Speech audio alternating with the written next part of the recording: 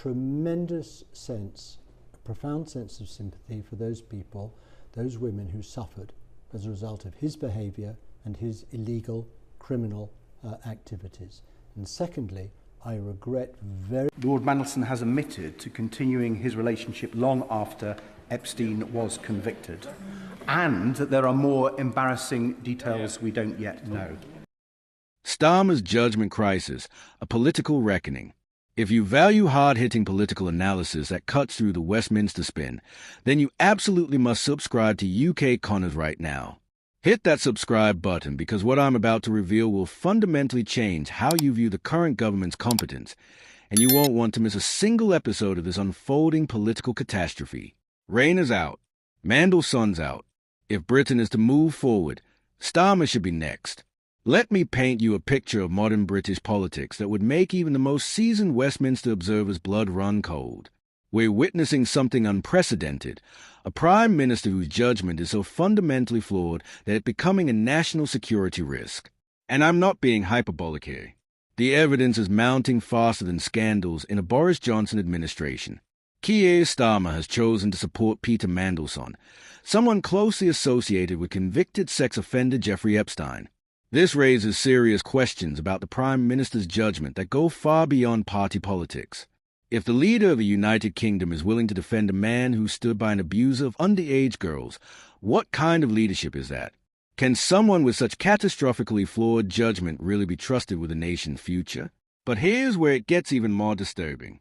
This isn't an isolated incident of poor decision-making. It's part of a pattern that's been emerging since day one of Starmer's tenure, and frankly, it's becoming impossible to ignore. The friend of a paedophile in question is Peter Mandelson, a longtime fixture of Labour politics who helped architect Tony Blair's New Labour movement.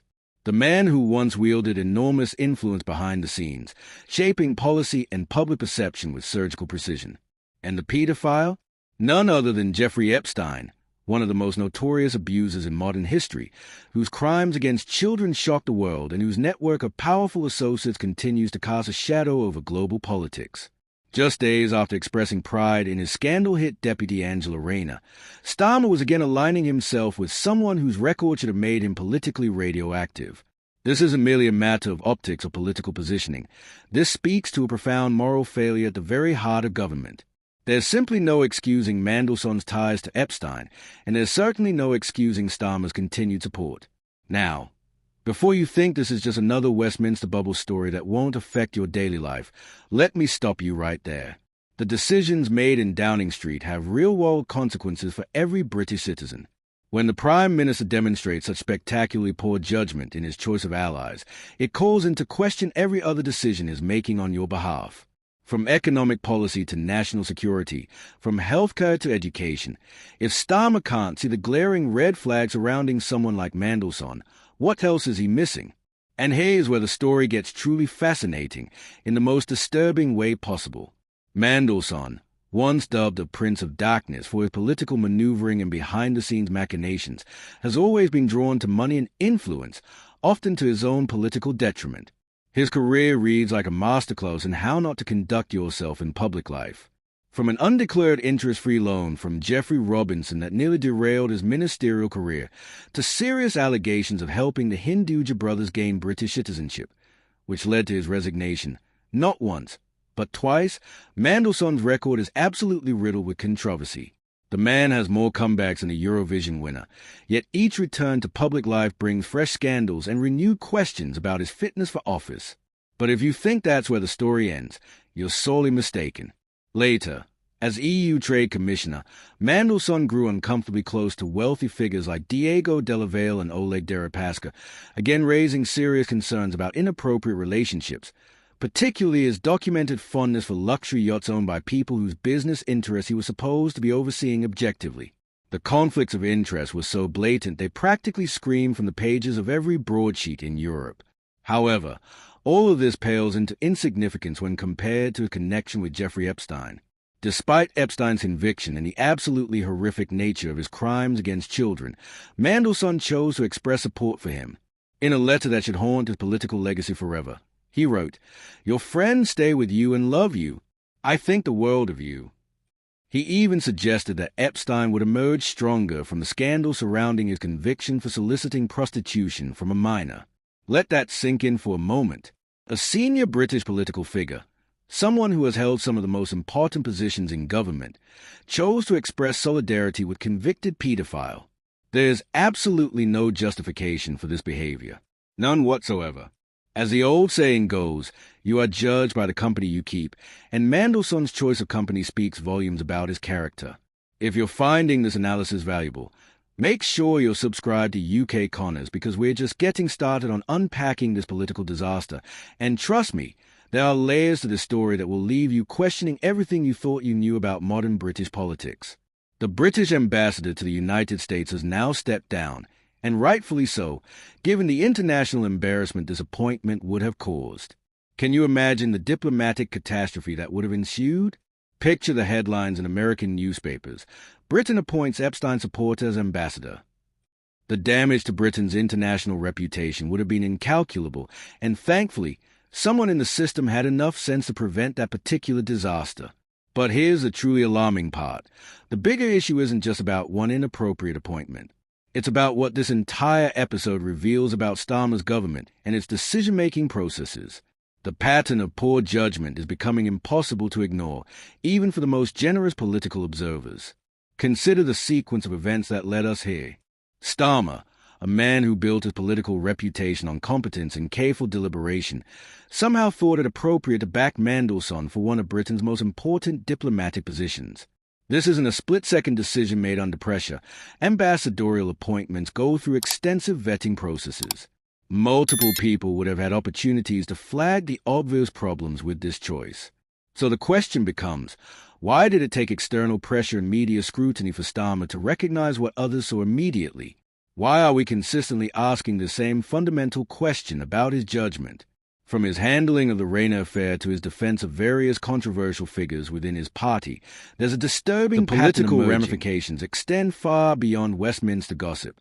When a prime minister demonstrates such consistent lapses in judgment, it undermines Britain's standing on the international stage.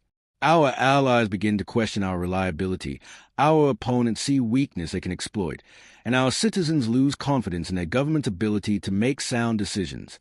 Think about the message this sends to our international partners. When the leader of a G7 nation backs someone with such obvious ethical problems, it raises serious questions about Britain's commitment to the values we claim to represent globally. We lecture other nations about human rights, about the rule of law, about moral leadership. Yet we're prepared to appoint someone with Mandelson's record to represent us in Washington? The hypocrisy is staggering, and you can be absolutely certain that Britain's enemies are taking notes. Every misstep, every lapse in judgment, every demonstration of moral weakness gets filed away for future use. In an increasingly dangerous world, we cannot afford a prime minister whose decision-making is as fundamentally compromised.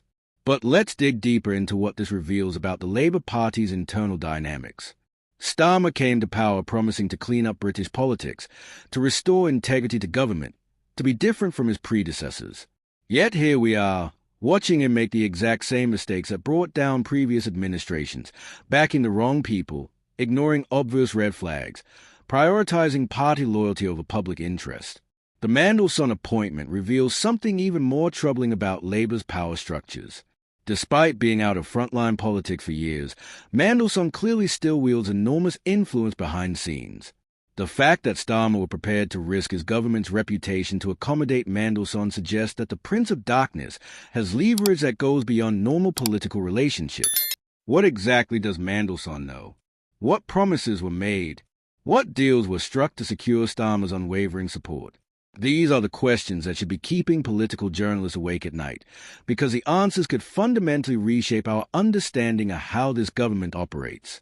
And speaking of journalists, where exactly has the media been during this entire debacle? While some outlets have covered the story, the level of scrutiny has been nowhere near what we'd expect for such a serious breach of political judgment. If this had happened under a Conservative government, Fleet Street would have been in full attack mode for weeks.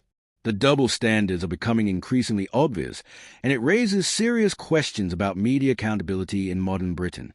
When the Fourth Estate fails to hold power to account effectively, democracy itself begins to suffer. We rely on journalists to ask the hard questions, to dig into uncomfortable truths, to shine light into dark corners. Yet too often, we see selective outrage based on political preferences rather than consistent principles. Make sure you're subscribed to UK Connors because unlike the mainstream media, we're committed to holding all politicians accountable, regardless of their party affiliation. Real political analysis doesn't pick favorites. It follows the facts wherever they lead. The international implications of this affair cannot be overstated. Britain's soft power, our ability to influence global events through attraction rather than coercion, depends heavily on our perceived moral authority. When we appoint people with questionable ethical standards to represent us abroad, we undermine decades of careful reputation building. Consider the timing of all this. We're living through one of the most challenging periods in recent international relations. War in Europe, tensions with China, instability in the Middle East, climate change, economic uncertainty. The world needs strong, principled leadership more than ever. Instead, Britain is becoming known for political chaos and poor decision-making. Our American allies, in particular, must be wondering what on earth is happening to their supposedly reliable partner across the Atlantic. The special relationship between Britain and America depends on mutual respect and shared values. When we demonstrate such spectacular lapses in judgment, it calls into question whether we can be trusted as a serious partner in addressing global challenges. The economic implications are equally serious. International investors, foreign governments, and global institutions all factor political stability and competence into their decision-making. When they see a British Prime Minister making such obviously poor choices, it affects their confidence in Britain as a place to do business, to invest, to form partnerships. We're already dealing with the economic aftermath of Brexit, the challenges of post-pandemic recovery, and increasing global competition. The last thing we need is for our political leadership to create additional uncertainty through poor judgment and questionable appointments. But perhaps most damaging of all is what this does to public trust in our democratic institutions. When citizens see their leaders making such obviously poor decisions, when they watch scandals unfold with predictable regularity, when they witness the same patterns of behavior repeating across different parties and administrations, they begin to lose faith in the entire system. This erosion of trust is one of the gravest threats facing modern democracies. When people stop believing that their political system can deliver competent, ethical leadership, they become vulnerable to extremist alternatives. They start looking for strong men who promise simple solutions to complex problems. They begin to think that maybe democracy itself is a problem. Starmer supporters will argue that one mistake, even a significant one, doesn't define an entire premiership. They'll point to other policy successes, to the complexity of political decision-making, to the unfairness of judging someone's entire career based on a single appointment that was ultimately withdrawn. But that argument fundamentally misses the point. This isn't about one mistake. It's about a pattern of behavior that suggests deeper problems with judgment and decision-making processes. It's about the concerning tendency to prioritize political convenience over ethical considerations. It's about the apparent inability to recognize obvious problems that are clear to everyone else. The Rayner affair, the Mandelson appointment, the various other controversies that have plagued this government, they all point to the same fundamental issue. Starmer's administration seems incapable of making clean, instead, principled decisions. They're watching a slow-motion political collapse, a gradual erosion of standards and expectations, a steady decline in the quality of leadership that would have been unthinkable just a generation ago. The Mandelson affair may be the final straw, but it's certainly not the first sign that something is fundamentally wrong with Starmer's approach to governance. It's becoming increasingly clear that if Britain is to move forward, if we're to restore competence and integrity to government, if we're to rebuild our international reputation and domestic unity, then Starmer should indeed be next to follow Rayner and Mandelson out of the door. The only question remaining is whether he'll recognize this reality himself, or whether it will take further scandals, more embarrassments, and continued erosion of confidence before the inevitable happens. Either way, change is coming to British politics. The only question is how much damage will be done before it arrives. Subscribe to UK Connors for the unflinching political analysis you won't find anywhere else, because in times like these, holding power to account isn't just important. It's absolutely essential for the future of British democracy.